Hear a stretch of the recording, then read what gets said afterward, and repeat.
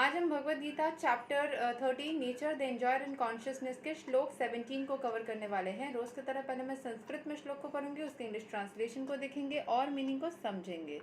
तो चलिए शुरू करते हैं।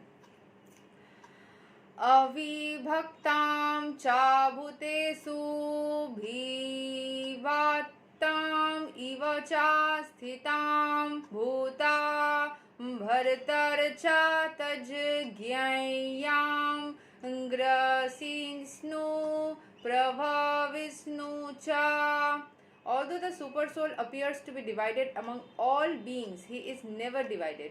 He is situated as one. Although he is the maintainer of every living entity, it is to be understood that he diverges and develops all.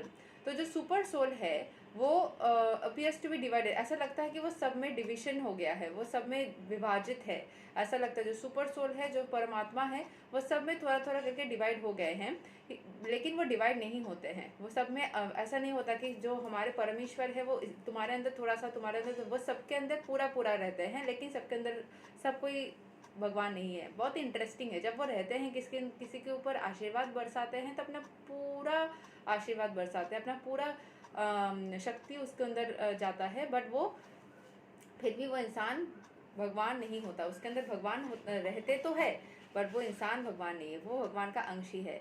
Although he is the maintainer of every living entity, वो सारे living entity के maintainer है।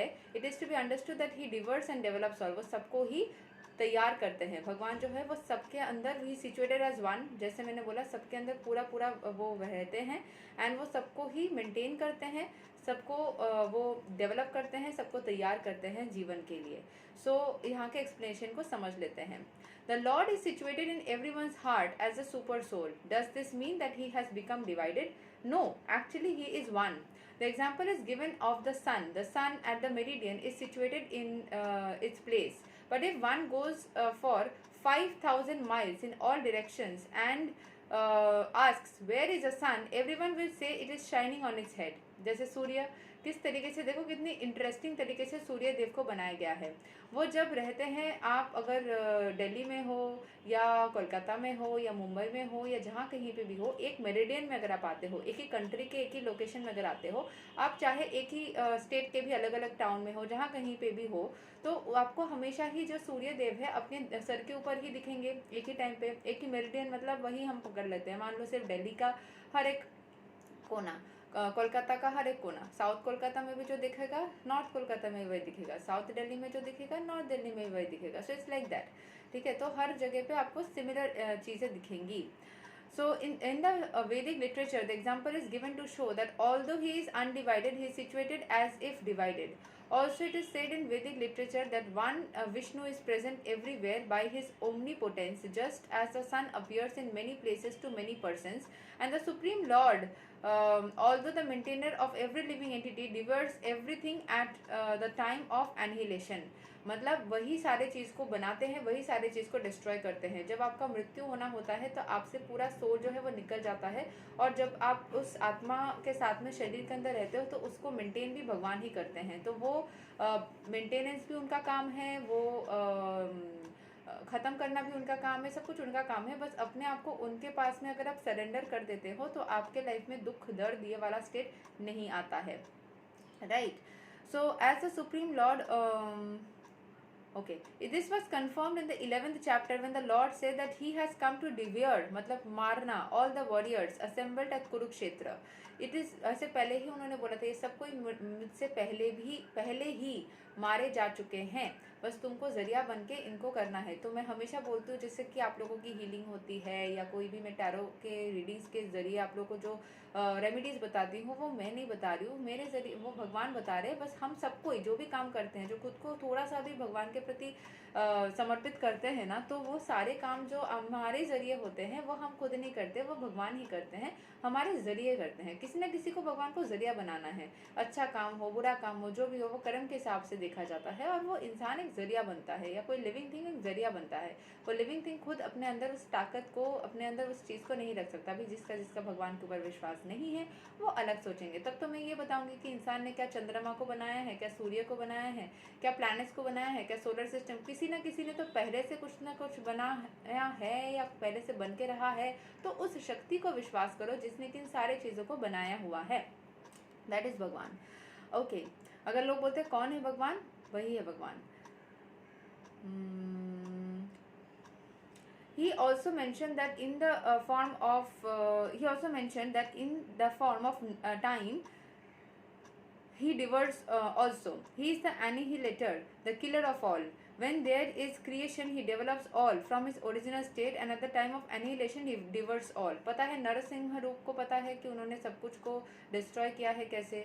And ये रूप भी पता है आपको, कृष्ण के रूप से उन्होंने सबको प्रेम दिया है। विष्णु के रूप से वो नए नए बना रहे हैं एनर्जीज, मतलब ब्रह्मा के अंदर भी वो है, विष्णु के अंदर वो तो खुद ही विष्णु है, सारे रूपों के अंदर वो विराज करते हैं।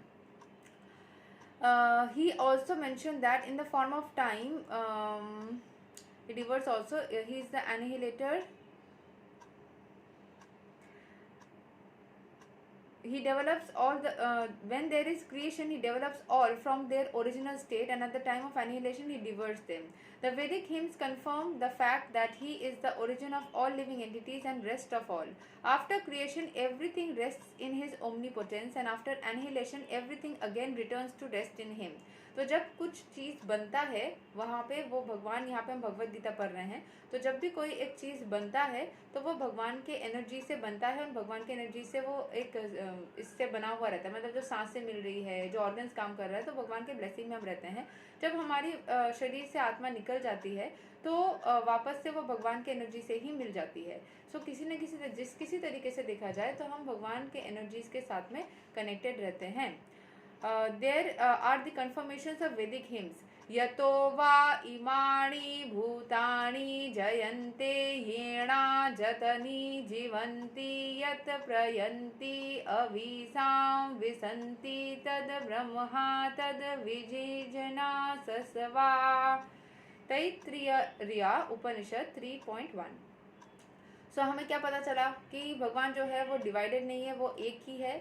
अलग अलग भगवान नहीं होते हैं, एक ही भगवान होता है और वो सब में पूरा रहते हैं। इसमें थोड़ा ये भगवान, उसमें थोड़ा वो भगवान, ये होता ही नहीं है। भगवान एक ही है, सब में, सबके अंदर वही एक ही भगवान की शक्ति है। जिस किसी रूप से आप उनको याद करना चाहो आप कर सकते हो। जैसे कि मैं किसी दिन पिंक ड्रेस पहनती हूँ, तो किसी दिन मैं लहंगा पहनती हूँ, किसी दिन मैं साड़ी पहनती हूँ, किसी दिन मैं वेस्टर्न पहनती हूँ। इसका मतलब क्या ये सारे अलग अलग इंसान हैं? नहीं, एक ही इंसान के अलग अलग रूप है। वैसे ही भगवान के भी अलग अलग रूप होते हैं। तो वो अलग रूप से, जिस रूप से आपको उनको मानने की, जिस रिलीजन में बिलोंग करो, जिस रूप में आप उनको मानना पसंद करते हो, कर सकते हो, पर बात घूम फिर के वहीं पे जाएगी। बस थोड़े थोड़े कुछ मंत्र होते हैं जो ज़्यादा एक्टिवेटेड होते हैं, तो वो मंत्र को जाप करने के लिए बोला जाता है। बाकी भगवान एक ही है। यही तक है आज का श्लोक number 17 of Bhagavad Gita chapter 13। अगले दिन हम श्लोक 18 को कवर करेंगे। तब तक के लिए हरे कृष्णा, राधे राधे, जय श्री राम।